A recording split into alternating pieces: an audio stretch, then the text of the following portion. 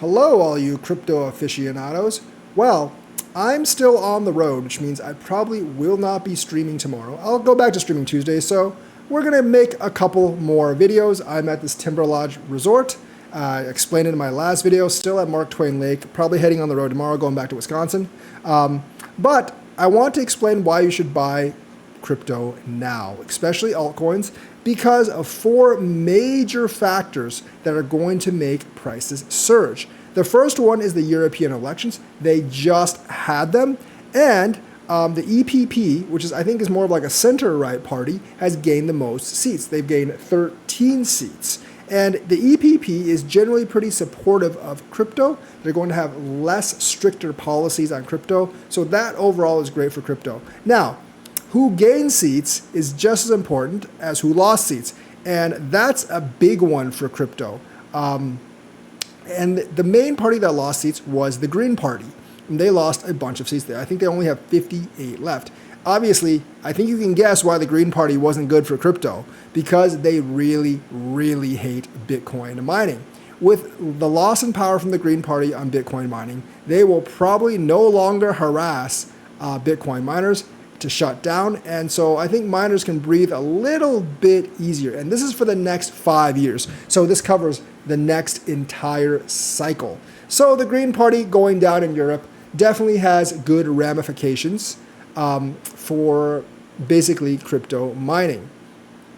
So basically, the EPP, which is the largest party that gained, that the neutrality on technology is based upon its risk-based approach that looks at use cases and not only the underlying technology. I think they're going to include DeFi as a use case there. He said there has been significant shift in EU Parliament that could remove pressure against the crypto industry, specifically the mining industry. So the far-right parties have actually gained seats, but they're more of like neutral. Obviously, the snap elections I don't think are working well for Emmanuel Macron, but basically, like Michael Giebert, chairman of the European Blockchain Association, told Cointelegraph that these parties, meaning the far-right parties, don't necessarily support the crypto industry. While right-wing parties often support economic freedom, their conservative stance on financial regulation could lead to stricter measures. I don't think so. I mean, I think there's a good mix of libertarians kind of like in that group as well. So I think it's going to be overall neutral for the far-right party. So I wouldn't really worry too much about that. Basically, France with new rally from Marine Le Pen and Germany with Alternative for Germany from Alice Weidel are not known for their openness towards cryptocurrencies. However, both are hesitant to adopt the upcoming digital euro. So CBDCs may not be much of a thing in Europe, but they're not actually that open towards cryptocurrencies. But I don't think they'll harass them as much as the Green Party. So as long as the Green Party loses, the crypto mining industry and the crypto industry overall is pretty good. The second one I want to discuss is that altcoin ETFs are coming in the United States. I think the Ethereum ETF essentially paved the way. If Ethereum is not a security, the SEC is going to have a very, very tough time arguing everything else is a security, or really anything else is a security. So that is obviously awesome. And obviously that could definitely stretch out the bull run. I think Solana, XRP, Cardano are the ones that are most likely to get a ETF. Doge actually might get one too, but it would be an overall meme coin ETF that's heavily, heavily weighted towards the Dogecoin.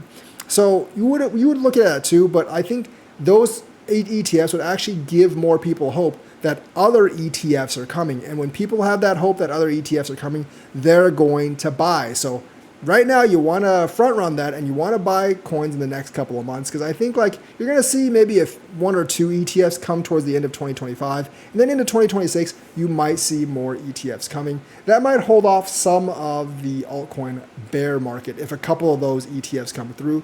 We can only hope, but that is a very bullish event.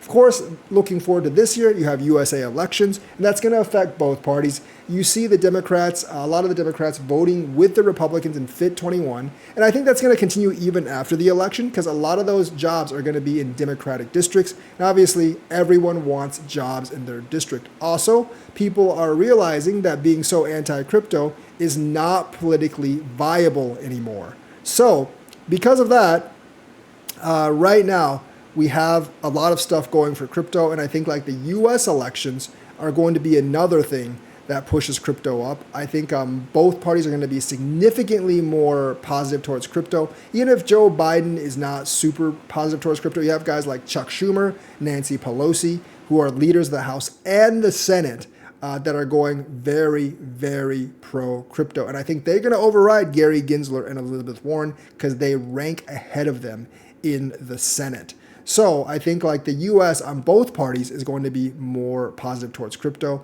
And if both parties are looking at like, gaining votes for the election, including Joe Biden, they're going to have to make more pro-crypto moves. So overall, very, very good that we're going for U.S. elections. And last of all, the economy. Now, we're probably going to land in a soft landing because right now consumer spending is still high. Inflation is coming down. I think it'll come a little bit down more next month since gas is slowly trickling down a little bit. I actually got gas at slightly less than $3, like coming out of St. Louis, going up to Hannibal. And I think central Iowa is usually where the cheapest gas is on my way up. And it's probably going to be like $2.70 or something. But generally when I get back to Madison, it's probably going to be like $3.20, $3.10 maybe. And hopefully the prices keep coming down. Now, the overall CPI is coming down month by month. So that's definitely a good thing. So the thing is, like Jerome Powell says he doesn't want to cut interest rates until it reaches 2.6, 2.7. But I think we're going to get one rate cut. That's going to spur it on.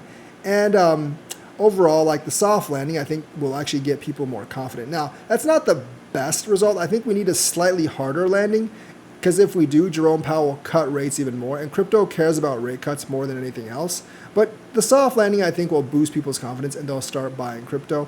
And I think next year you'll really see people buying once the rate, once we have more rate cuts. When we cut it below 5, when we cut it below 4.5, you don't want to wait until then to start buying because those prices will be much, much higher. You can see right now, we've kind of like stopped dumping right now at around 66, 65K. I don't know if it's going to go any real lower than that. It never actually touched 65K. It was like 65.6. I think that was the lowest it got.